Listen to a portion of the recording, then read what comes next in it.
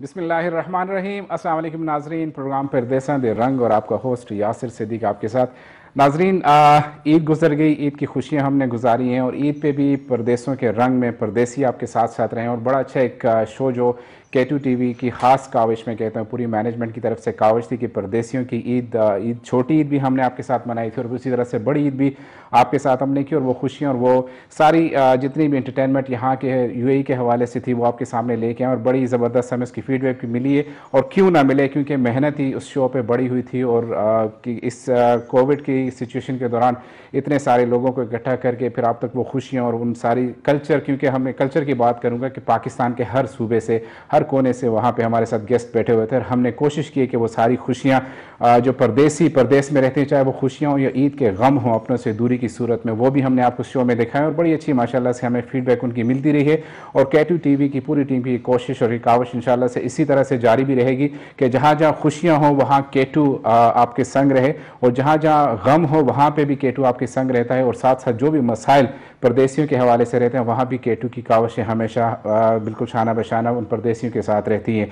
जब बात करते हैं परदेशों के रंग की, तो परदेशों में रहने वाले लोगों के जो मसाइल हैं, जो परदेसी के मसाइल हैं, उन पे हमेशा से हमारी बात होती है। और इस प्रोग्राम का मेन मकसद भी यही है कि हम लोग फोकस करते हैं उन सारी चीज़ों पे, उन सारे मसाइल पे जो कि परदेसियों की ज़िंदगियों से जुड़े होते हैं, ओवरसीज़ कम्युनिटी की ज़िंदगियों से जुड़े होते हैं, चाहे वो कौंसलेट से रिलेटेड हों, चाहे वो बैक होम हमारे पाकिस्तान से रिलेटेड हों, ये यहाँ पर उनके कारोबार के हवाले से या उनकी नौकरी के हवाले से हों। तो हमारे माहिरीन हमारे साथ रहते हैं, उन सारी चीज़ों पर डिस्कस करते हैं, जहाँ जहाँ मुमकिन हो सकता है उनकी रहनुमाई की जाए हो सके। और हमेशा से हुई है और उस हवाले से हमें बड़े ज़बरदस्त फीडबैक भी हमें मिलती रही है और सजेशंस आप लोगों की आती रही कि प्रोग्राम में इन चीज़ों को शामिल किया जाए। और हमेशा की तरह सजेशन पे चलते हुए हम लोग इस प्रोग्राम को लेके आ रहे हैं। आज के हवाले से UAE में हम बैठे हो तो UAE के हवाले से बात में करना चाहूँगा कि UAE में कुछ खास खुशी की खबरें हैं उन पाकिस्तानियों के लिए, ओवरसीज़ पाकिस्तानियों के लिए, जो कि काफ़ी सारी चीज़ें जो काफ़ी टाइम से गिले शिकवे हर पाकिस्तानी की ज़ुबान पर रहते थे। तो मैं बात कर रहा हूँ पाकिस्तानी कॉन्सुलेट इन दुबई की, कि पिछले काफ़ी टाइम से हम लोग कुछ महीनों से हम लोग देखते आ रहे हैं कि बड़ी तगोदो हो रही है पाकिस्तानियों की सहूलियात देने के लिए। और इन सहूलियात के हवाले से बड़ी कोशिशें हुई। उन कोशिशों में सबसे पहली कोशिश जो हमने देखी कि एक एप्लीकेशन लॉन्च की थी पार्क इन दुबई के नाम से। और उस एप्लीकेशन के लॉन्च होने के बाद काफ़ी सारी चीज़ें जो हैं वो आसान हो गई थी सारे पाकिस्तानी ओवरसीज़ के लिए। और अगर इन शॉर्ट उसकी बात करूं तो उस ऐप में हर वो चीज़ उन्होंने शामिल की है जिसके लिए एक पाकिस्तानी को कॉन्सुलेट का विजिट करना पड़ता था, उसके लिए लाइन में लगना पड़ता था या वहाँ पे जाके इंतज़ार करना पड़ता था।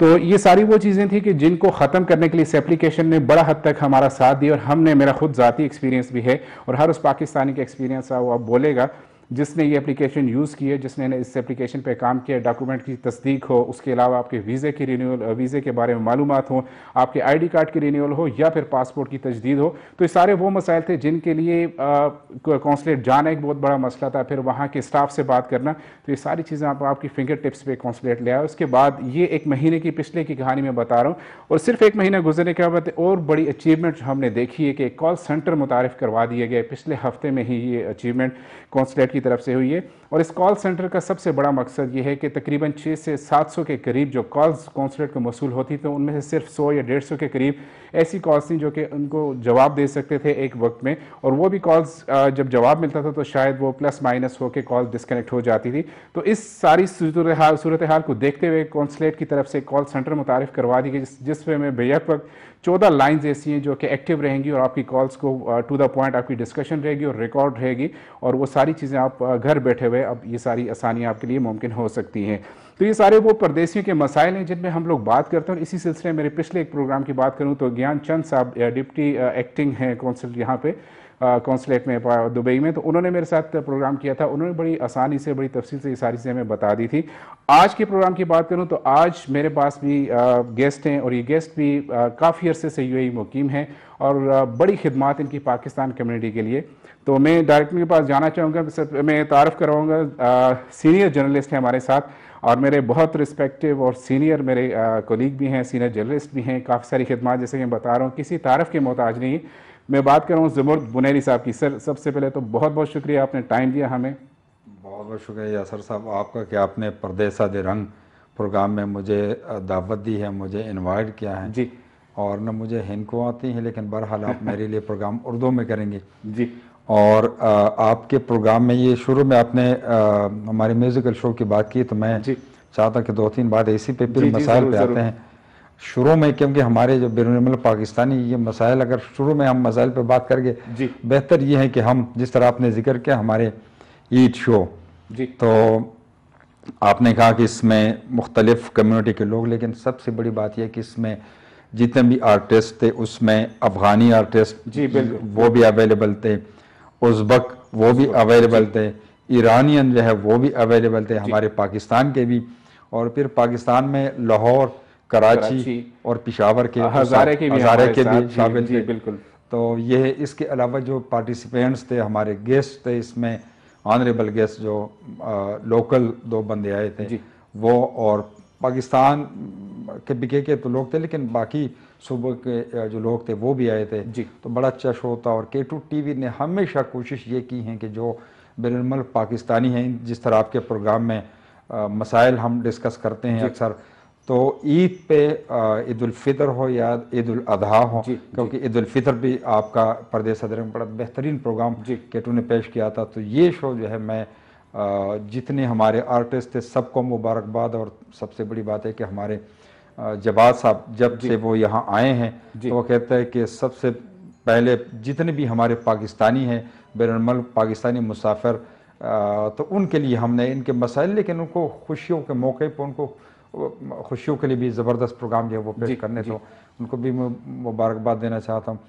अब ये है कि आपने मसाइल का, तो अल्हम्दुलिल्लाह आपके प्रोग्राम की वजह से बड़े मसाइल लोगों के हल हुए हैं। ज़्यादातर हमारे हज़ारा डिवीज़न के एक केस तो बड़ा फेमस हो गया, लेकिन अल्हम्दुलिल्लाह और भी बड़े छोटे बड़े मसाइल थे वो अल्हम्दुलिल्लाह वो हल हुए हैं।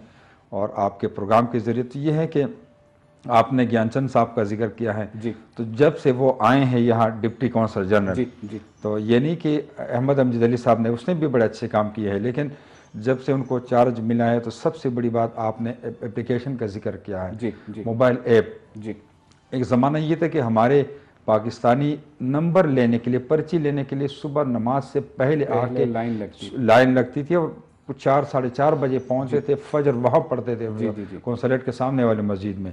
अब ये है कि अगर आप 10 बजे भी जाते हैं, 11 बजे भी आपका काम जो है वो टाइम के अंदर विदिन 1 आवर आपका पासपोर्ट रिन्यूअल कोई भी काम, लेकिन जो मोबाइल एप्लीकेशन इसने बड़े मसले हल कर दिए हैं। बिल्कुल। और ये आइडिया जो था वो डिप्टी काउंसिल जनरल ज्ञानचंद साहब का।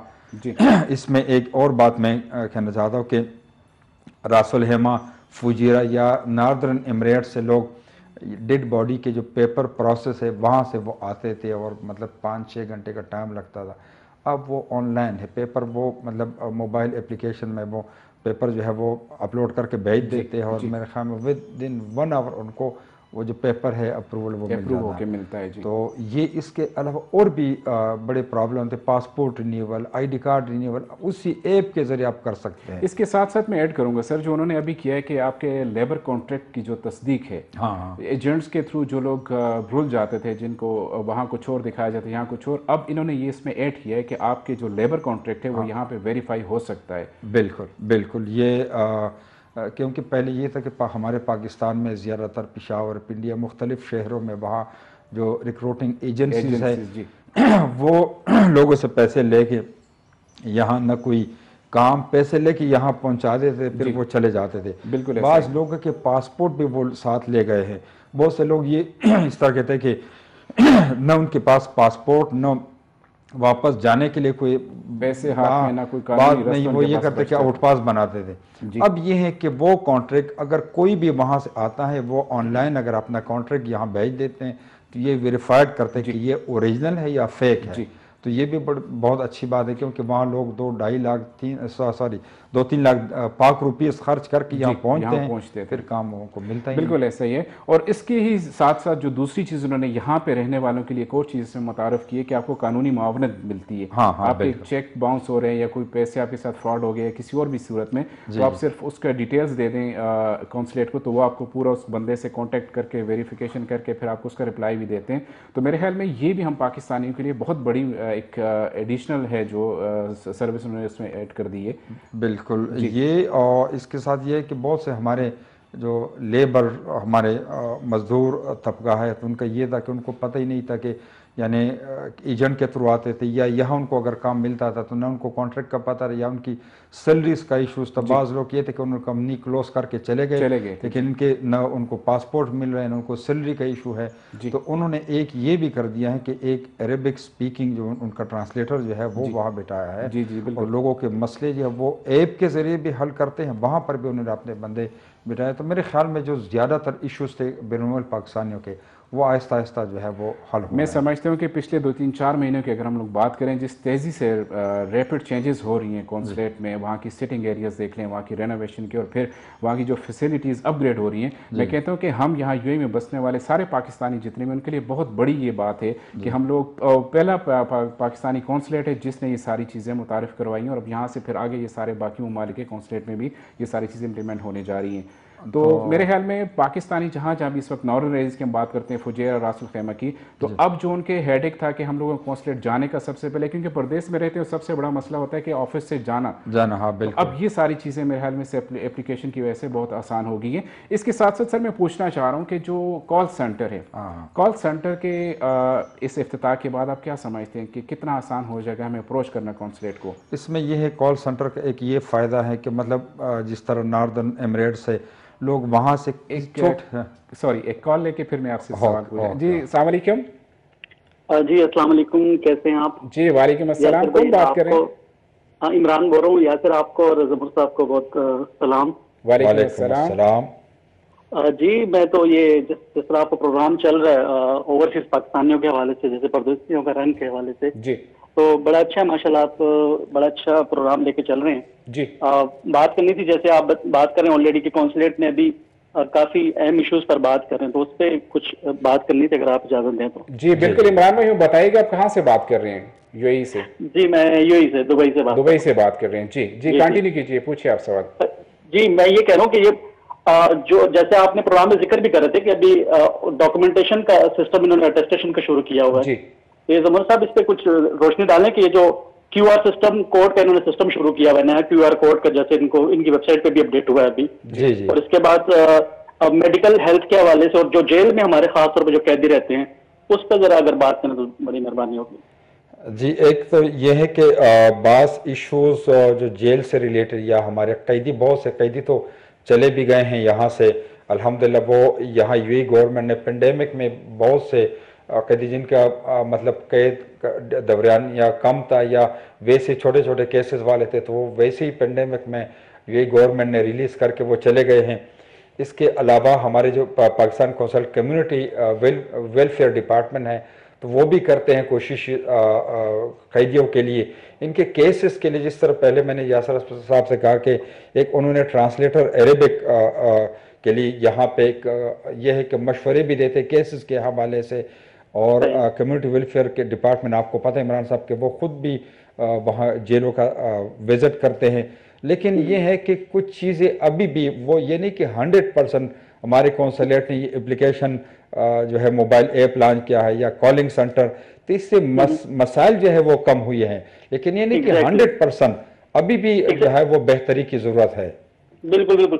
जैसे ज़मर साहब आपने भी, सॉरी आपकी बात काट रहा हूँ, नोट किया होगा कि जब भी हम कॉन्सुलेट, जब भी हमारा बैरिस्टर ओवरसीज हमारा हर दूसरे तीसरे दिन ही जानना होता है जी। तो मुझे एक चीज कॉन्सुलेट में बड़ी अच्छी लगी कि अब अपडेट हो गई है, क्योंकि आप जब वहां जाए तो आपको एक रिप्रेजेंटेटिव मिलेगा, मतलब आपसे बंदा वेलकम करेगा, वो आपको पूछेगा कि आपने कौन से डिपार्टमेंट में जाना है, तो वो आपको उधर, और फिर फ्लोर टू फ्लोर वहां पर सुपरवाइजर भी मौजूद है। तो ये मैं समझता हूँ कि बड़ा अच्छा काम हो गया, क्योंकि वहां पर आपको एक्सेस मिलती है। और फिर फैमिलीज के लिए एक अच्छी बात यह है कि वहां पर अब नर्सिंग जो नर्सरी होम है, रूम बना दिया गया है बच्चों के लिए, और अगर माँ ने अपने बच्चों को दूध वगैरह पिलाना है तो वो साइड पे एक रूम अवेलेबल है, रिस्पेक्टेबल तरीके से आप वहां जाके खाना वाना खाना, कुछ भी करना। तो मैं समझता हूँ बड़े अच्छे काम हो रहे हैं दिन ब दिन।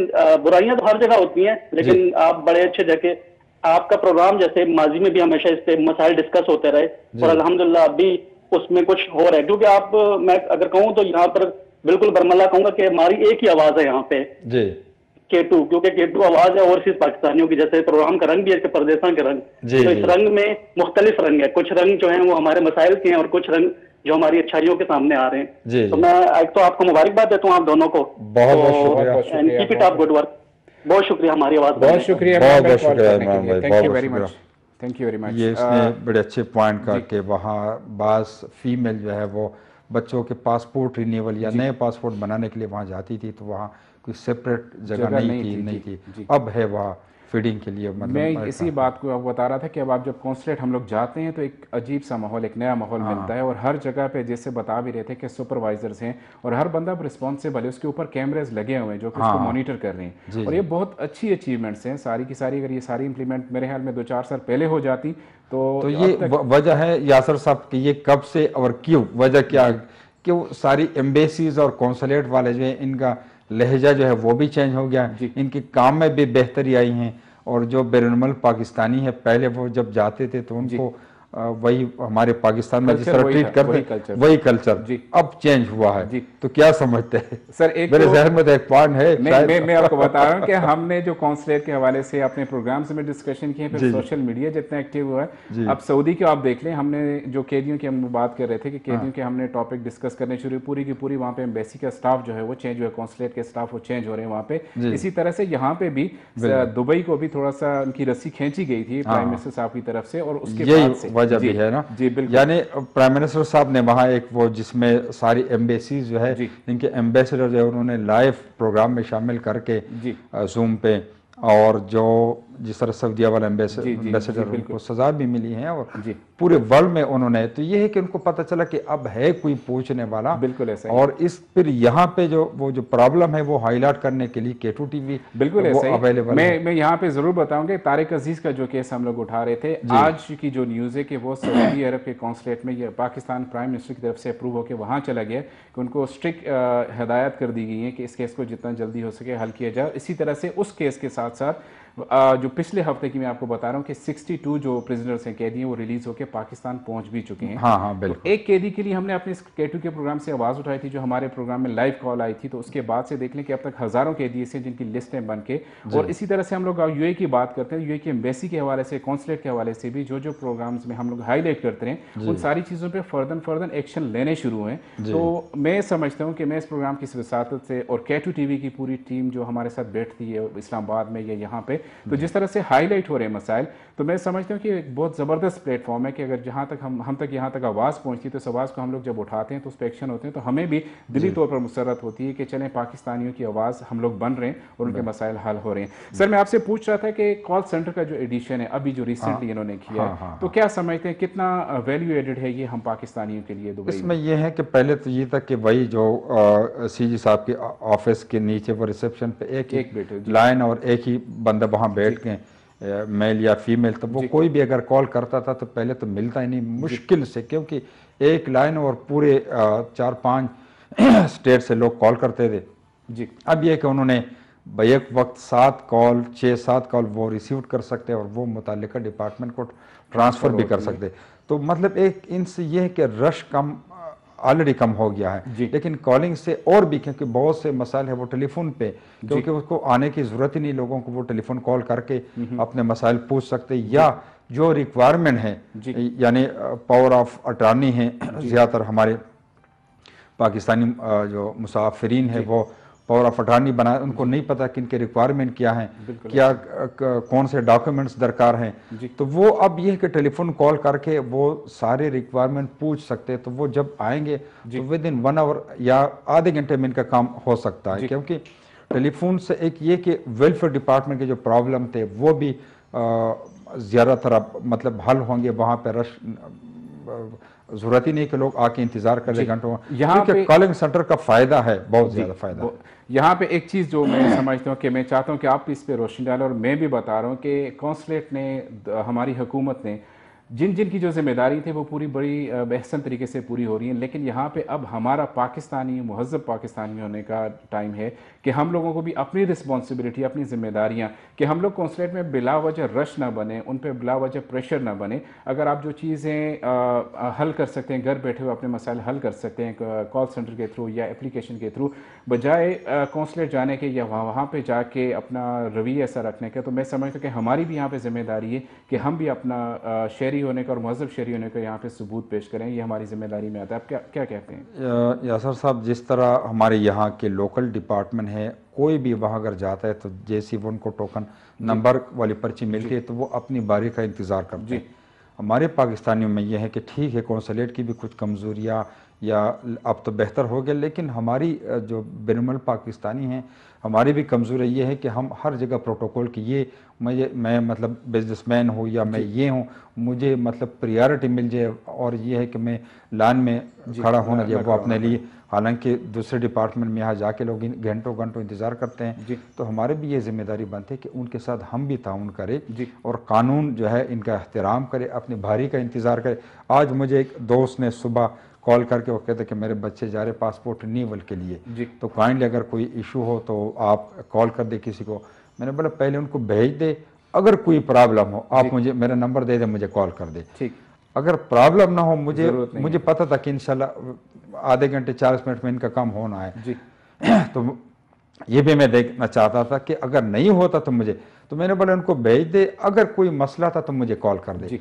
तो उनका काम हुआ है, उन्होंने कॉल नहीं की थी। इसका ये कि स्मूथली काम चल रहा है। लेकिन आप वाली बात कि हमें जिस तरह हम दूसरे डिपार्टमेंट के यहाँ एहतराम करते तो अपने घर में कौंसलेट और एम्बेसी हमारे पाकिस्तानियों का घर है, तो हमने अपने स्टाफ का, अपने एम्बेसी का, अपने लोगों का भी वहाँ एहतराम करना है। और कानून जो है इनका एहतराम, ये नहीं कि ये बड़ा आदमी या बिजनेसमैन है इनको प्रायोरिटी नहीं, सारे यहाँ पाकिस्तानी हम सेम हैं, सारे एम्बेसडर है, अपने मुल्क की नुमाइंदगी करते हैं। तो अगर वहाँ पे हम लड़ते हैं और मतलब गलत ज़बान इस्तेमाल करते हैं तो उनसे ये नहीं कि वही पाकिस्तान वाले एनवायरनमेंट, तो ये कि लोगों को भी मतलब जी, जैसे कि आप बता रहे हैं कि एक बहुत बड़ा फुकदान है बैसियत कौम हम सारे पाकिस्तानियों में, कि हम यहाँ पे बाकी इदारों में जैसे बताया कि जाते हैं तो बड़े महज़ब तरीके से खड़े भी होते हैं, 2-2 घंटे इंतजार करते हैं, सख्त बात ही बर्दाश्त करते हैं। अगर यही हम लोग अपने कौंसलेट में या अपनी एयरलाइन पर जाते हैं या अपने एयरपोर्ट पर जाते हैं तो वहाँ यकसर हमारा रवैया तब्दील हो जाता है। तो मैं कहता हूँ कि यहाँ पे थोड़ा सा हमें बैसियत कौम बहैसियत फ़र्द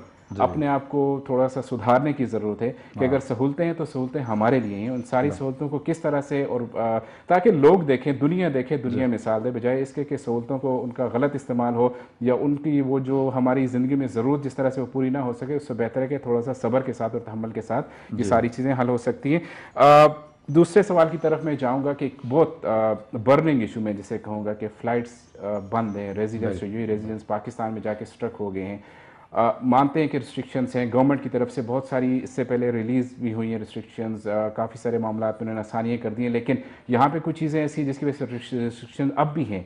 मैं ये पूछना चाह रहा हूँ कि इस हवाले से पाकिस्तान गवर्नमेंट क्या कर सकती है कि वो अपने जो पाकिस्तानी वहाँ पे बैठे हैं उनको रिलीज़ करने के लिए, यहाँ भेजने के लिए क्या इक़दाम हो सकते हैं? यासर साहब, बड़ा ज़बरदस्त सवाल, क्योंकि बहुत से लोग हैं जिनकी यहाँ पे मतलब गवर्नमेंट सर्वेंट थे, यहाँ सरकारी डिपार्टमेंट में उनकी नौकरियाँ थी, बहुत से लोगों के जॉब ख़त्म हो गए।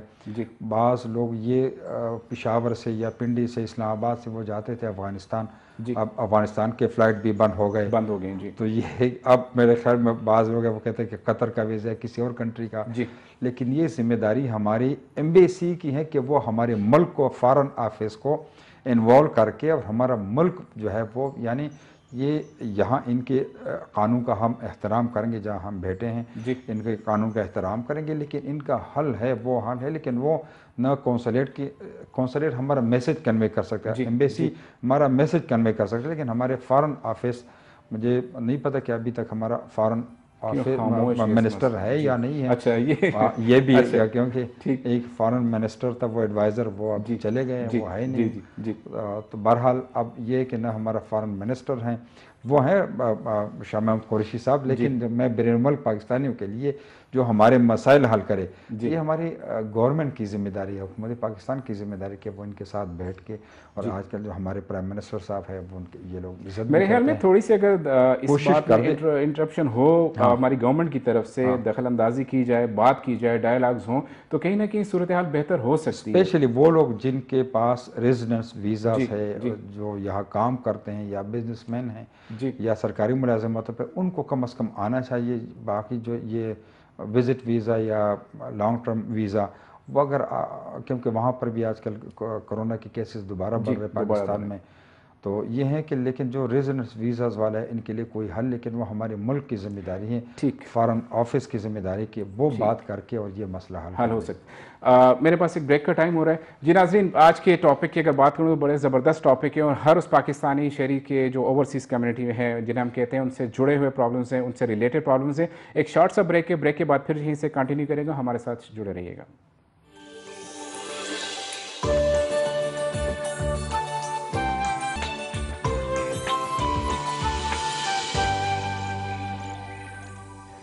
जी नाज़रीन, वापस आपको खुश आमदीद कहता हूँ प्रोग्राम में। ब्रेक पे जाने से पहले हम लोग बात कर रहे थे पाकिस्तान कौंसलेट की कुछ अच्छी चीज़ों की, जो कि हमारे लिए पाकिस्तान ओवरसीज़ जो यूएई में है उनके लिए बड़ी फैसिलिटीज़ उन्होंने मुहैया कर दी, और उसके साथ साथ हर पाकिस्तानी की ज़िंदगी से जुड़े, ओवरसीज़ की ज़िंदगी से जुड़े वो प्रॉब्लम्स जिन पे हम लोग आज बात कर रहे हैं, जो ज़रूरी हैं डिस्कस कर रहे हैं। मेरे साथ मेरे प्रोग्राम में शामिल हैं मेरे ऑनरेबल गेस्ट हैं ज़मूर्द बुनैरी साहब, किसी तारीफ़ पे मोहताज भी नहीं है, और सीनियर तजिया निगार है और काफ़ी अरसे से यूएई में मुकीम है, और पाकिस्तान की जो कम्युनिटी है उनके प्रॉब्लम्स को बड़ी गहरी नज़र से देखते हैं और उनके हल के लिए कोशां भी रहते हैं। बुनैरी साहब, हम लोग डिस्कस कर रहे थे ब्रेक में जाने से पहले कि जो फ़्लाइट्स की बंदिश की वजह से लोगों को तकलीफ है। अब हम लोग देख रहे हैं कि लोग 14 डेज़ का जो क्वारंटाइन है, हमारे पाकिस्तानी स्पेशली कोई कहाँ जा रहा है, कोई कौन से कंट्री में जाके, तो अगर पाकिस्तान गवर्नमेंट इसमें इन्वॉल्व होकर इसमें कोशिश करे कि यही 14 डेज़ जो वो क्वारंटाइन होते हैं बाहर, यहाँ यूएई में अगर कुछ ऐसा एक सेपरेट एरिया उनको मुख्तस कर दिया जाए, या ऐसा कोई होटल दे दिया जाए जहाँ पे देखें, एक तो यूएई के लिए भी एक फ़ायदा है कि यहाँ जो लोग वहाँ पे स्पेंड कर रहे हैं वो यहाँ पे स्पेंड, उनके अपने खर्चे वो खुद पे कर रहे हैं। तो अगर यूएई, हमारी जो यूएई गवर्नमेंट से ये बातचीत करके तो थोड़ी सी इसमें डिस्कशन हो, क्या आप समझते हैं कि आसानी हो सकती है? यही मेरे ख्याल में यही हल है इनका कि जिस तरह लोग उज़्बेकिस्तान या तुर्की, कतर, अफगानिस्तान, ईरान और वहाँ 14 डेज़ जो है क्वारंटाइन, तो वो यहाँ भी हो सकता है। लेकिन ये हमारे मुल्क के वहाँ के मतलब फॉरेन मिनिस्टर या हमारा मुल्क जो है वो बात कर सकता है। वो अगर बात कर दे कि कोई भी रेजिडेंस वीज़ाज़ वाले हैं जिनके जॉब जो है वो अभी रिस्की है, तो वो उनको अगर अलाउड कर दे और वो यहाँ पे 14 डेज़ क्वारंटाइन हो, इसके बाद वो अलाउड कर दे, आसानी हो, आसानी उनके लिए कोई ख़ास जगह, तो ये हो सकता है। लेकिन हमारे फॉरेन मिनिस्टर या हमारे प्राइम मिनिस्टर साहब वो बात कर सकते हैं, तो उम्मीद है कि इस मसले का हल हो सकता है। और विजिटर जो है वो बाद में आ सकते हैं, वो लेकिन जिनकी जो ज़रूरी है, हमारे मुल्क में वहाँ पे बेरोज़गारी है, वहाँ पे जॉब का प्रॉब्लम है, और जो ऑलरेडी यहाँ पर हम ज़्यादातर हमारे स्टेट बैंक और हमारे प्राइम मिनिस्टर साहब कहते हैं कि ज़्यादातर जो बैरून पाकिस्तान रेमिटेंसेस पे, और ये जो रोशन डिजिटल अकाउंट है, इनके ज़रिए बहुत ज़्यादा मतलब रेमिटेंसेस जो है वो जा रहे हैं। और बेसिक अगर आप समझते तो आजकल रेमिटेंसेस पे वो सिलसिला चल रहा है। हाँ, बिल्कुल, यही लोग रीढ़ की हड्डी जो है यही बैरून पाकिस्तानी, तो इनके लिए ज़रूर मतलब कुछ करना है, क्योंकि आगे बहुत से लोग हैं, बहुत से कंपनीज ने लोग फारिग कर दिए, तो ये बड़ा नुकसान है। तो यही हल है इनका। ठीक है, मेरे पास एक कॉलर है अबू धाबी से। जी अस्सलाम वालेकुम। जी अस्सलाम वालेकुम। जी नबील बात कर रहा हूँ। जी नबील भाई अबू धाबी से बात कर रहे हैं, कैसे नबील भाई आप? जी शुक्र अल्लाह का। यासिर भाई और जुमैद बुरी साहब को भी अस्सलाम वालेकुम। वालेकुम अस्सलाम नबील भाई, कैसे आप? खैरियत से? ठीक ठाक जी सर, शुक्र अल्लाह का। कॉलर है नबील भाई, हमारे प्रोग्राम को बड़े शौक से देखते हैं, हर बिल्कुल K2 TV देखते हैं रेगुलर। तो क्या कहना चाहते हैं आज? इश्यूज हमारे बैरून पाकिस्तानियों के जो इश्यूज है वही डिस्कस कर रहे, जिस तरह हमारे कौंसलेट ने कुछ इकदाम किए हैं। लेकिन स्पेशल मैं चाह रहा हूँ यासर साहब आपसे यही सवाल करेंगे कि फ्लैट्स के हवाले से। जी नबील भाई, आप अबू धाबी में हो और आपका बड़े एक रिलेशन भी है PIA वालों के साथ, आप उनके साथ उठते बैठते हैं, बताइए क्या हमें न्यूज़ दें, हम लोग जो व्यूअर्स हमारे देख रहे हैं जो परेशान इस वक्त पाकिस्तान में बैठे हैं, उनके लिए कोई अच्छी खबर हमें बताएं कि क्या अच्छी खबर हो सकती है। बिल्कुल, अभी मैंने जुमूर साहब की भी बातें सुनी है और उन्होंने काफी अच्छी सजेशंस दी हैं कि किसी न किसी तरह अकोमोडेट जो है वो करना पड़ेगा हमारे लोगों को, और उसमें हमारी गवर्नमेंट का बहुत बड़ा एक रोल है और उनको प्ले भी करना चाहिए और कर भी रहे हैं। और अल्हम्दुलिल्लाह कल ही एक मीटिंग थी, ऑनलाइन मीटिंग, आपको भी पता होगा, एवरी ट्यूसडे एक एम्बेसडर साहब खुली कचहरी के नाम से अपनी कम्युनिटी से जो है लिंक करते हैं जी, और उसमें भी तकरीबन लोगों का यही सवाल था कि जी लोग फंसे हुए बेचारे, बेरोजगार हैं, कुछ काम के लिए आना चाहते हैं, तो किस तरह किया जाए। तो उन्होंने ये यकीन दहानी कराई है कि वो अपने तौर पे काफी कोशिश कर रहे हैं कि किसी तरह ये मामला किसी तरह एक तरफ हो जाए। मसला ये है कि इस वक्त सिर्फ पाकिस्तान का इशू नहीं है, ये आप देखेंगे तो तकरीबन एशिया की साइड जितनी भी कंट्रीज हैं, इंडिया, बांग्लादेश, श्रीलंका, तकरीबन सब बंद है और उसकी main reason of course corona ही है जी। तकरीबन 12 कंट्रीज है। बिल्कुल जी। तो इसमें बात ये हुई है कि इंशाल्लाह वो अपनी तरफ से और भी कोशिश करेंगे। कुछ आपको पता होगा एक्सपो से रिलेटेड और स्पेशल वीजा जिनके पास है, गोल्डन वीजा वगैरह, उनके लिए तो उन्होंने ओपन करने की इजाजत दे दी है। जी बिल्कुल। 8 कैटेगरीज ऐसी हैं, 8 कैटेगरीज ऐसी हैं जिनको उन्होंने परमिट किया है और उनमें इन्वेस्टर, बिजनेसमैन और ये एग्जीबिशन से रिलेटेड जितने भी लोग हैं तो ये सारे वो हैं। जी, कुछ ना कुछ आसानियां हुई हैं जी, इंशाल्लाह चल रही है कि वो कोशिश करेंगे कि किसी तरह जो है वो हमारे लोग ज्यादा से ज्यादा वापस एक्सपो के टाइम पे एंटर हो जाए ताकि उनका जो काम है वो भी चलता रहे, वीजे ना एक्सपायर हो। नबील भाई, जब आप कहते हैं कि एम्बेसडर साहब से आपकी मीटिंग होती है हर ट्यूसडे को, तो आप उनको ये सजेशन, जो अभी सर ने भी बताई और हम लोग डिस्कस कर रहे थे, तो आप उनको ये सजेशन क्यों नहीं देते हैं कि पाकिस्तान, जैसे दुबई का कॉन्सुलेट उन्होंने बाजी ले लिए, एप्लीकेशन बना ली, कॉल सेंटर बना लिया, तो यहाँ पे भी उन 12 कंट्रीज़ में पाकिस्तान पहले नंबर पर क्यों नहीं आ सकता है कि यूएई गवर्नमेंट के साथ बैठ के बात की जाए, उनको इस बात पर कन्विंस किया जाए कि हमें एक एरिया दिया जाए, एक होटल दिया जाए, कोई बिल्डिंग दी जाए जहाँ पर हमारे लोग खुद अपनी जो खर्चे हैं वो पूरे करेंगे। ये तो सर आपको पता है ना, ये तो एक गवर्नमेंट लेवल के डिसीजन है, उसमें बात चल रही है, ऑलरेडी चल रही है। लेकिन अभी तो एक चीज बिल्कुल ही समझ लें कि रेड लाइन में डाली हुई है ना उन्होंने, रेड जोन में डाला हुआ है, तो उसमें तो वो अलाउ ही नहीं कर रहे कि आप आए। अच्छा, अब जब ये अलाउ हो जाएगा, थोड़ा सा चीजें होंगी तो फिर वो ऑफकोर्स देखिए, क्वारंटाइन यूएई का तो बड़ा अच्छा सिस्टम है। यहाँ तो आपको यूके की तरह पेड होटल्स वगैरह की जरूरत नहीं है। वहां पे आपको पता है यूके में जो जाता है तो अपनी फैसिलिटी खरीदनी पड़ती है, बिल्कुल होटल में पे करना पड़ता है। तो यूएई में तो माशाल्लाह ये हमने देखा, हम खुद भी ट्रेवल किया था हमने कोरोना के दौरान, तो यहाँ आपकी गवर्नमेंट फैसिलिटीज है, वहां क्वारंटाइन कर लेते हैं या अपना होम क्वारंटाइन कर लें, तो उसका इशू नहीं है। मेन इशू ये है कि इस वक्त किसी तरह जो है वो अलाउ कर दें आने का, और अलाउ उस वक्त होगा कि मैं आपके प्रोग्राम के थ्रू, क्योंकि माशाल्लाह आपका प्रोग्राम पूरे पाकिस्तान में और यहाँ भी देखा जाता है, कि अपने लोगों को ये एडवाइस करूंगा कि वो खुदारा जो है वो वैक्सीन के लिए अपने आप को रेडी करें, पाकिस्तान में वैक्सीन ज्यादा से ज्यादा उसमें लगवाएं ताकि उनका निकलना आसान हो जाए। हमारे लोग अभी भी इससे भाग रहे हैं। और मजे की बात यासिर भाई मैं आपको बताऊं, जो एक वैलिड पॉइंट है कि सिर्फ वो लोग जिन्होंने बाहर आना है वो ना करें वैक्सीनेशन, जो वहां रहते हैं वो भी करें। क्यों? जब तक हमारी परसेंटेज जो है वो 90+ नहीं जाती, एक सेफ जोन में हम एंटर नहीं होते एज अ कॉम, एज अ कम्युनिटी, पूरी पाकिस्तानी कौम नहीं होते, तब तक आपको कोई भी मुल्क अलाउ नहीं करेगा। ये दुआ करें कि यूएई के बाद कोई और हमें बैन ना कर दे। तो जैसे इंडिया का हाल हुआ है, अल्लाह ना करे अगर ऐसा हो। अभी रिसेंट न्यूज है कि काफी हॉस्पिटल जो है वो भर चुके हैं। तो ये हमारे जो भाई पाकिस्तान में काम करते हैं, पाकिस्तान में रहते हैं, उनसे भी गुजारिश है कि काइंडली वो भी वैक्सीनेशन लगवाएं ताकि आपकी बदौलत हमारे जो बाहर आने वाले लोग हैं उन पे भी थोड़ी आसानियां हो जाएंगी। जी बिल्कुल नबील भाई, ये बड़ा ही ज़बरदस्त आपने पॉइंट उठाया है अपना हमारे लोगों के लिए कि जो अब भी वहाँ फंसे हुए हैं और आना चाह रहे हैं, तो सबसे पहली कोशिश तो उनको ये करनी चाहिए और ये यकीनी बनाना चाहिए कि जो वैक्सीन अप्रूव्ड हैं उसके लिए जितनी जल्दी मुमकिन हो सके वो अपनी वैक्सीनेशन पूरी करें, ताकि जब भी फ्लाइट्स ओपन होती हैं तो ये चीज़ उनके सफ़र में रुकावट ना बने। बल्कि यासिर भाई ये बेस ही उस पे करता है, बेस ही वैक्सीनेशन पे, और अलाउ वैक्सीन लगाएंगे तो एक इमेज जाएगा पूरी दुनिया में कि यार they are all vaccinated.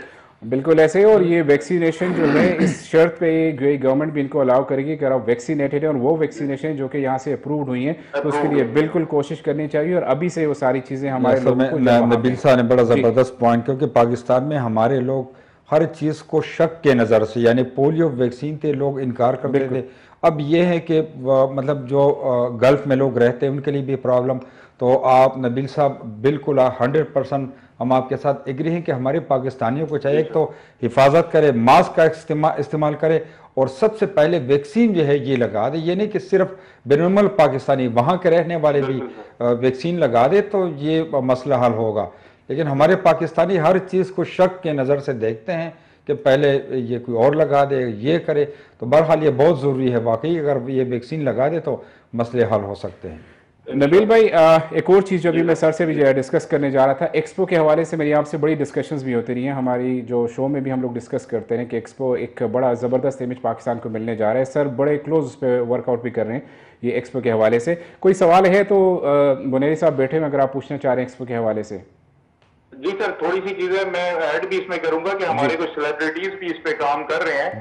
Hidden gems के नाम से एक वो कैंपेन चला रहे हैं ताकि जितनी हमारी टूरिज्म से रिलेटेड चीजें हैं, हमारा कॉटन है, हमारे फुटबॉल एसेसरीज हैं, ये जो है हम इसमें डिस्प्ले करेंगे। तो बुनेरी साहब को माशाल्लाह और भी अंदर की खबर और बहुत बिजनेस रिलेटेड न्यूज होंगी तो काइंडली अगर वो शेयर कर दें आवाम से, पाकिस्तानियों से, तो वो एक बहुत एक हेल्पिंग हैंड हो जाएगा। नबील साहब, ये है कि शुरू प्रोग्राम से मेरे ख्याल में आधा घंटा मैंने और यासर साहब ने जो खूबियाँ थी पाकिस्तान कौंसलेट की वो तो हमने बयान की हैं, लेकिन ये है कि एक्सपो के हवाले से वो तो न कौंसलेट की जिम्मेदारी है, एम्बेसी की, ये लोग तो सर्विसेज प्रोवाइड करते हैं।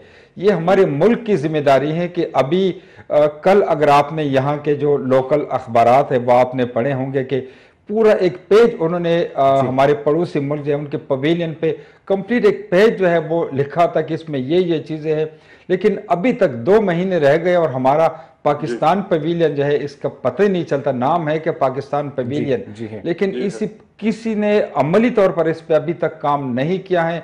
जिस तरह आपने जिक्र किया सियालकोट में हमारे स्पोर्ट्स के हवाले से या सर्जिकल चीजें जो है वो सियालकोट में बनती है, और भी बहुत सी चीजें हैं। ये इनके लिए एक मौका है क्योंकि ये दुबई एक्सपो 2020 जो है 1 अक्टूबर से ये शुरू होना है। टाइम बहुत कम है, लेकिन हमारा मुल्क जो है वो अभी तक पाकिस्तान पवेलियन पे उन्होंने अमली काम नहीं किया। पाकिस्तान पवेलियन है ये पता है हमें, लेकिन जिस तरह दूसरे कंट्रीज के पवेलियन है उन्होंने इस पे काम किया है, तेजी से उनका काम चल रहा है। हमारा काम जो है वो अभी तक, और इसमें पाकिस्तान कौंसलेट और एम्बेसी ये तो सिर्फ उनको सर्विसेज प्रोवाइड करते, बाकी काम हमारा फॉरेन ऑफिस का है, हुकूमत पाकिस्तान का, कि इस पे तेजी से काम करे, क्योंकि इसमें बहुत सी चीजें डिस्प्ले हो सकती है, क्योंकि ये पूरे वर्ल्ड का मेला है, एग्जीबिशन है पूरे वर्ल्ड के लेवल पे। तो इसमें इनकी अभी कमजोरियां हैं हमारे मुल्क की। और सर इसमें एक और चीज ऐड करना चाहूंगा कि फॉरेन ऑफिस के साथ साथ मैंने देखा है कुछ प्रोग्राम में उन्होंने एंगेज किया है लोकल बिजनेस काउंसिल, जो पाकिस्तान बिजनेस कम्युनिटी काउंसिल है, तो उनकी भी जिम्मेदारी है क्योंकि वो बिजनेसमैन है, बेसिकली उन्हीं का काम है बिजनेस को प्रमोट करना। तो उनकी क्या इन्वॉल्वमेंट है, आप काइंडली उनसे भी लिंक करें और उनमें से किसी को बुलाएं, आजकल जो बिजनेस काउंसिल के चेयरमैन है लखानी साहब, और प्लस जो हमारे लोकल जर्नलिस्ट हैं यहाँ पे पाकिस्तानी, वो कोई भी अखबार या कोई भी न्यूज चैनल से रिलेट करते हैं, उनसे काइंडली आप थोड़ा सा लिंक करें कि वो क्या कर रहे हैं। इंशाल्लाह अहमद शेखानी साहब को हमने K2 TV पे दुबई लाउंज में इनवाइट किया था, मुस्तफ़ा हिमानी साहब और अहमद शेखानी साहब। तो वो चूंकि आपकी बात दुरुस्त है कि अब एक्सपो पे बात करने के लिए, क्योंकि पाकिस्तान बिजनेस काउंसिल यहाँ पे दुबई में एक स्ट्रॉन्ग ऑर्गेनाइजेशन है, और अहमद शेखानी साहब जो है उसको अभी गोल्डन वीजा भी मिला है माशाल्लाह, क्योंकि वो काम करते प्रैक्टिकली वो काम करते पाकिस्तान बिजनेस काउंसिल के लिए, तो उनकी भी जिम्मेदारी बनती है। तो इंशाल्लाह हम कोशिश करते हैं कि किसी प्रोग्राम में, इसी यासर साहब के प्रोग्राम में अहमद शेखानी साहब को भी मैं इनवाइट करता हूं, ताकि वो इनकी क्या इकदाम है, क्या कोशिशें जो है वो पाकिस्तान बिजनेस काउंसिल वाले करते हैं, क्योंकि इनकी भी जिम्मेदारी बनती है। पाकिस्तान बिजनेस काउंसिल एक बड़ा ऑर्गेनाइजेशन है और एक्टिव है यहाँ पे, तो इंशाल्लाह उनको भी। और कमिंग प्रोग्राम ये यासर साहब का इसी परदेसा दे रंग, इसमें हमने 2 सीनियर जर्नलिस्ट जो है वो इनवाइट की है, और स्पेशल हम एक्सपो पे बात करेंगे, क्योंकि ये अपॉर्चुनिटी है पाकिस्तान के लिए, हमारे प्रोडक्ट के लिए। हमारे चारों सूबों में वहाँ पे जो प्रोडक्ट है वो पूरे वर्ल्ड में फेमस है, नहीं कि सिर्फ मैंगो पाकिस्तान का, पूरे वर्ल्ड में। इसके अलावा और भी जिस तरह आपने जिक्र किया है स्पोर्ट्स, यानी वर्ल्ड कप फीफा में जो फुटबॉल यूज होते हैं वो हमारे सियालकोट के हैं, सर्जिकल चीजें, बहुत सी चीजें हैं। तो ये इस पे इंशाल्लाह काम करेंगे। K2 TV आपको पता है, अब तो हमारे रेगुलर कॉलर भी है, प्रोग्राम भी देखते हैं, तो इंशाल्लाह इस पे हम काम करेंगे इंशाल्लाह सर। बहुत जी नबील भाई बहुत बहुत शुक्रिया। 2 सवाल मैं आपके पास छोड़े जा रहा हूँ, और अगले जब भी हमें टाइम मिलता है आप मेरे शो में बैठेंगे तो हम लोग डिस्कस करें। आपको याद होगा कि आप बात कर रहे थे, बल्कि काम कर रहे हैं हज़ारा एक्सप्रेस पे, रेलवे पे, और रेलवे मिनिस्टर से आपकी बातचीत भी चल रही है, मीटिंग हमारी होनी है। तो हम लोग इंशाल्लाह बहुत जल्द हज़ारा के अवाम को वो खुशखबरी भी हमने देनी है, और उसके साथ साथ जो हज़ारा हाउसिंग स्कीम की जो आपने बात की थी वो भी आपके जहन में होगी। तो इंशाल्लाह हम लोग जब भी हमारी नेक्स्ट सिटिंग होती है तो उस पर मैं आपसे, बल्कि इसमें आजम स्वाति साहब को भी इन्वाइट करेंगे और नबील अवान साहब आपने भी आना है प्रोग्राम में। इनविटेशन आ गई, इनविटेशन आ गई जी, कॉल ड्रॉप होगी।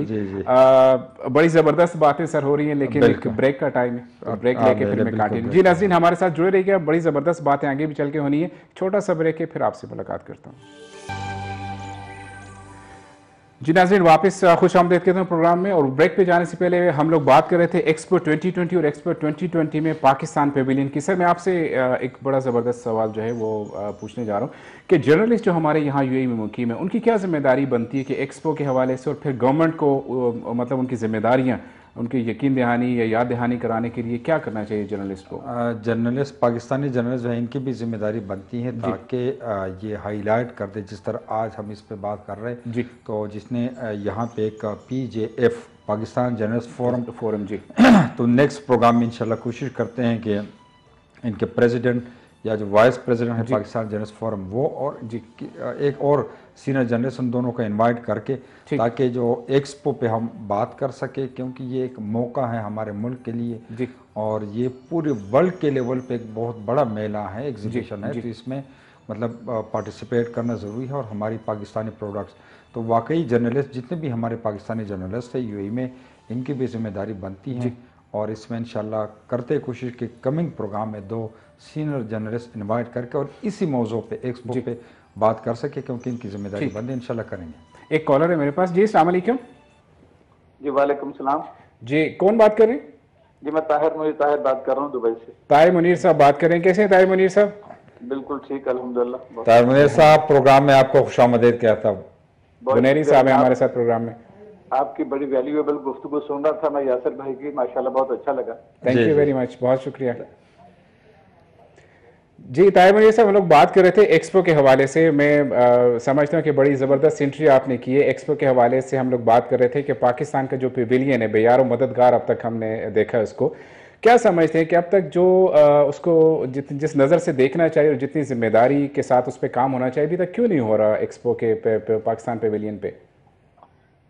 देखें, जब भी हमें काउंसिलर से कोई इन्फॉर्मेशन मिलती है हम लोग वही जो है ना अखबार में उसको देते हैं। अभी एक साहब थे नबील साहब, वो कह रहे थे कि हमारा पाकिस्तान जर्नलिस्ट, वो पाकिस्तानी मीडिया वो इस बारे में इतना नहीं लिख रहा। अब सीधी सी बात यह है कि हमें वही हम लिखते हैं जो हमें इन्फॉर्मेशन काउंसिलर से मिलती है। और एटलीस्ट कम अज कम पिछले 3 महीनों में 4 या 5 मेरे आर्टिकल बड़े अच्छे मौजूद हैं, जब काउंसिलर का स्टाफ और पाकिस्तान से मुतल्लिका काम वो भी आए और उन्होंने पवेलियन का दौरा किया और जो हमने इंफॉर्मेशन वहाँ पे शाया की है, $40 मिलियन का हमारा खर्चा हुआ है वहाँ के पाकिस्तान पवेलियन पे और बहुत खूबसूरत पवेलियन बना है। सिर्फ बात यह है कि हम उस तरह अपने आप को प्रोजेक्ट नहीं कर पा रहे हैं जिस तरह हमारा पड़ोसी मुल्क करता है। अभी ज़मुर्द बुनेरी साहब ने एक बड़ी अच्छी बात की, कल के एक मुकामी इंग्लिश अखबार में फुल पेज उनको दिया हुआ है, तो वो लोग वहाँ अखबारों के अंदर बैठे हुए अपने मुल्क को प्रोजेक्ट करते हैं। ये थोड़ी सी हमें कमी है। हमें सब कुछ मौजूद है, बड़ी बड़ी अच्छी चीजें हमारे पास, बड़ा टैलेंट है, सब कुछ है, लेकिन हम उनको प्रॉपर तरीके से सामने नहीं ला पाते। जरूरत यह है कि जो हमारे पास है उसी को पॉलिश करके अच्छे तरीके से सामने लाया जाए ताकि दूसरों को पता चले। पाकिस्तान का पवेलियन कोई इतना कमजोर पवेलियन नहीं है, बहुत खूबसूरत पवेलियन है। इसके लिए हमारी बात भी हुई थी प्रेस काउंसिलर से कि आप मीडिया को, पाकिस्तान इलेक्ट्रॉनिक और प्रिंट मीडिया को वहां पे लेके जाएं, सब लोग अपनी नजर से उसको देखें और अपने अपने आर्टिकल लिखें ताकि लोग इस तरफ आए। और अब भी यही बात है, शायद लोग काउंसलेट या एम्बेसी कम जाते होंगे, हमें ज्यादा पूछते कि यार हमने जाना है उसमें एक्सपो में तो हमारी एंट्री कैसे होगी। हम कहते हैं यार काउंसलेट में जाओ, हमें इस बार इंफॉर्मेशन नहीं है, क्योंकि हम सिर्फ वही इंफॉर्मेशन प्रिंट करते हैं जो हमें काउंसलेट से या इंतजामिया से मिलती है। एम.आई. शेखानी साहब ने 2-3 प्रोग्राम किए बड़े बड़े अच्छे बिजनेस काउंसिल के साथ मिलके, इनके तावन से भी वो एक्सपो में काफी नई चीजें आ रही हैं। उनके मिनिस्टर्स आए, बड़े बड़े जुम्मेदार लोग आए और ऐसी ऐसी चीजें वो वहां पे पेश कर रहे हैं जो हमने भी नहीं पहले सुनी थी। इंशाल्लाह जब एक्सपो खुलेगा तो आप देखेंगे बहुत कुछ होगा, लेकिन इसकी प्रोजेक्शन की जरूरत है ताकि वहां जाने से पहले लोगों को पता चले, ना सिर्फ पाकिस्तानियों को, दूसरे मुल्क के लोगों को भी, कि यहाँ पे बहुत कुछ है, पाकिस्तान में बहुत कुछ है अल्हम्दुलिल्लाह। तो सिर्फ इसको तशहीर करने की जरूरत है, इसको ज्यादा से ज्यादा मीडिया में लाने की जरूरत है कि वहाँ क्या है। अब जैसे ज़मुर्द बुनेरी साहब कह रहे थे कि वो पड़ोसी मुल्क ने अभी से उसकी प्रोजेक्शन शुरू कर दी है, बताना शुरू कर दिया, तो साफ सारे लोगों को ज़हन में यही रहेगा कि उनके पवेलियन में ये है। तो हमारी ये थोड़ी सी कमी है कि हमारे पास बहुत कुछ है लेकिन हम उसको सामने लेके आते हैं, वो हमें सामने लेके आना चाहिए। और ये काम किसका है? ये वाकई ताहिर मुनीर साहब आपकी बात दुरुस्त है कि ये प्रेस काउंसलर, हमारे पाकिस्तान कौंसलेट, इनकी जिम्मेदारी कि पाकिस्तान जर्नलिस्ट है यहाँ पे, उनको लेके वहाँ जाएं और उनको इंफॉर्मेशन दे दे, वो मीडिया पे आए ताकि इनको हाईलाइट कर दे। वाकई पवेलियन बड़ा अच्छा बना है, लेकिन इनकी कौंसलेट की जिम्मेदारी कि जितने यहाँ पाकिस्तानी जर्नलिस्ट हैं उनको लेके वहाँ इनको विजिट करा दे वहाँ पाकिस्तान पवेलियन का, और वो इनके हाईलाइट हो जाए। बिल्कुल ऐसा ही है, और ये मैं पर्सनली भी रिक्वेस्ट कर चुका हूँ अपने प्रेस काउंसलर से। उन्होंने वादा भी किया था आपको मौका मिले तो आप भी कहें, ताकि ये काम जल्द से जल्द होना चाहिए, क्योंकि वाकई 1 अक्टूबर को बहुत ज्यादा टाइम नहीं रह गया और इससे पहले हम सबको अपना अपना किरदार निभाना होगा प्रिंट मीडिया पे, इलेक्ट्रॉनिक मीडिया पे।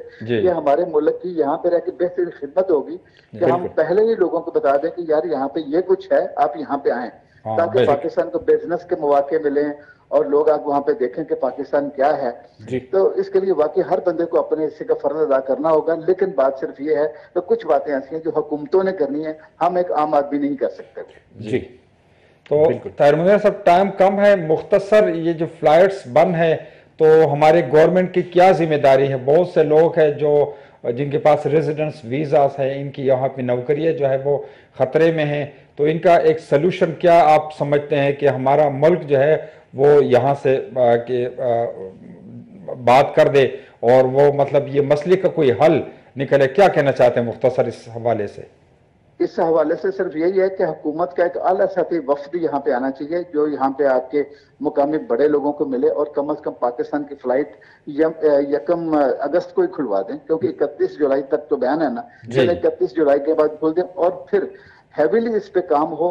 मैक्सिमम फ्लाइट्स लेके, भले दूसरे मुल्कों से तैयारे उधार लेके ज्यादा से ज्यादा पाकिस्तानी को वापस लेके आए, ताकि वो अपने बिजनेस पे आए, अपने जॉब पे आए। कई लोगों की नौकरियां खतरे में पड़ी हुई हैं, कारोबार उनके उजड़ गए हैं, किसी की फैमिली इधर है, कुछ आदमी उधर है। और जैसे ये फ्लाइटें खुलती हैं, ये हंगामी बुनियादों पे मैक्सिमम पाकिस्तानी वहां से यहाँ पे लाने की कोशिश करनी चाहिए। लोग तो चाहते हैं, लेकिन जब तक दोनों हुकूमतों की आपस में बात नहीं होगी, ये फ्लाइट्स तब तक मेरा ख्याल इनको इजाजत नहीं मिलेगी। और इस सिलसिले में अभी यही कहता हूँ कि मुकामी एम्बेसी, काउंसलेट, काउंसलर जनरल और सफीर पाकिस्तान ये भी कोशिश करें, और हुकूमती लेवल पर खास तौर पर मैं ये कहूँगा कि हमारे वज़ीर आज़म साहब वो ज़ाती इंटरेस्ट लेके यहाँ बात करें और पाकिस्तान और यूएई के लिए फ्लाइट्स को खुलवाएं, ताकि लोग आएं और अपने अपने काम करें और मुल्क की मईशत को मजबूत भी करें। जी बहुत बहुत शुक्रिया ताहिर मुनीर साहब, बहुत बड़ी ज़बरदस्त बातें ताहिर मुनीर साहब, बहुत बहुत शुक्रिया। आपकी कॉल ने वो मसाइल उजागर किए जो कि वाकई बड़े बर्निंग इश्यूज़ हैं और उन पर काम हंगामी बुनियाद पर होना चाहिए। फिर से आपका शुक्रिया अदा कर रहा हूँ कॉल करने के लिए। Thank you very much.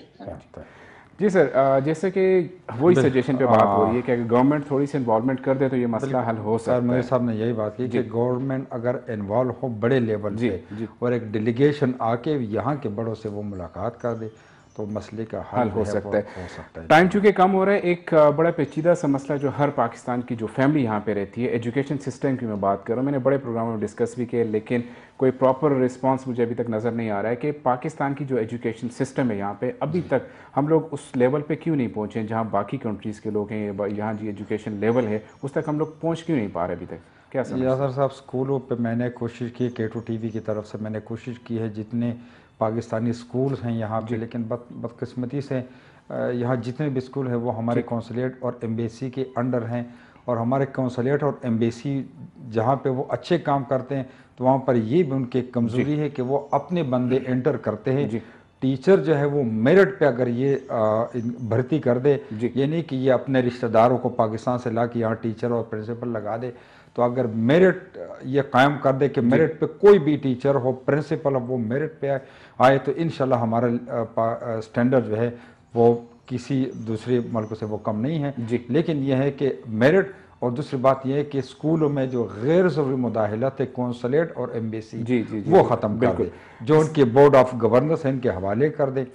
तो मेरे ख्याल में मैं समझता हूँ सर कौंसलेट पे फोकस किया गया और फोकस होने के बाद ये सारी चीज़ें बिल्कुल आसानी से अब सेंट्रलाइज हो रही हैं। इसी तरह मेरे ख्याल में एक ऑपरेशन स्कूल सिस्टम पे भी होगा, तो तब जाके हमारा स्कूल लेवल जो है वो एजुकेशन का वो अब हो सकता है। टाइम चूँकि कम हो रहा है सर, मैं आपका बहुत मशकूर हूँ कि आपने टाइम निकाला मेरे शो में स्पेशल आने। बहुत बहुत शुक्रिया आपका कि आपने मुझे अपने प्रोग्राम में बर्दाश्त किया है। नहीं, बर्दाश्त ये इसलिए भी ज़रूरी था कि जो प्रॉब्लम्स थे हम लोग में बाकी सारी कम्युनिटी से डिस्कशन हो रही थी, लेकिन जर्नलिस्ट भी आए थे, आपसे मैं काफ़ी अरसे से टाइम भी मांग रहा था, आज मौका मिला तो वो सारी चीज़ें जो मेरे दिल की कहते हैं ना आवाज़ थी वो मैंने आपसे निकाल के K2 TV की जिम्मेदारी है ताकि लोगों को आवाज़, हमारी हम सब की जिम्मेदारी, जैसे कि ताहिर मुनीर साहब ने कहा। जी नाज़रीन, प्रोग्राम को वाइंड अप कर रहा हूँ।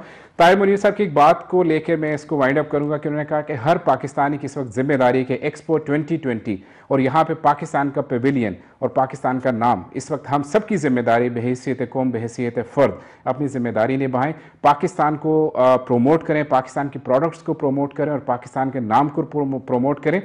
जहाँ तक मुमकिन हो सकता है जो प्रिंट मीडिया से रिलेटेड है, जो सोशल मीडिया से रिलेटेड है, जो टिकटॉक से रिलेटेड है, पाकिस्तान पेविलियन को जाके देखें, उसको उजागर करें, उसकी अफदियत लोगों तक पहुँचाएँ, अवेयरनेस क्रिएट करें ताकि पाकिस्तान का जो पॉजिटिव इमेज है वो पूरी दुनिया तक जा सके। बुनेरी साहब का फिर से मैं शुक्रिया अदा कर रहा हूँ और इंशाल्लाह इसी तरह के प्रोग्राम्स K2 TV की मैनेजमेंट की तरफ से आप तक लाता रहूँगा।